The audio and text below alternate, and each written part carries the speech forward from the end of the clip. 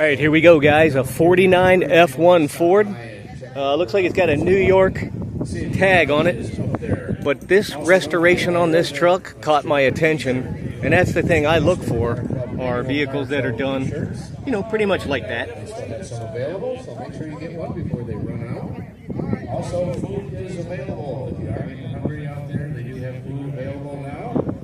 And all you need to do is go up to the bar and get yourself a ticket and then hit the line and get some food there. The attention to detail in all segments, interior, engine bay. The paint is phenomenal on this thing.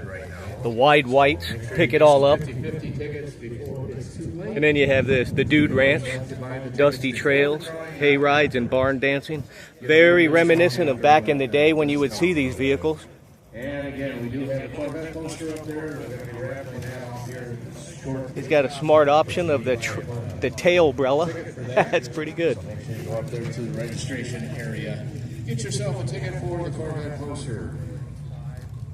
All right, we're going to go to the red tickets first. It's amazing what trucks have done as far as like in terms of book values out at the auctions. It's really gotten crazy, and it's a real good explanation why you see restorations like this on these cars.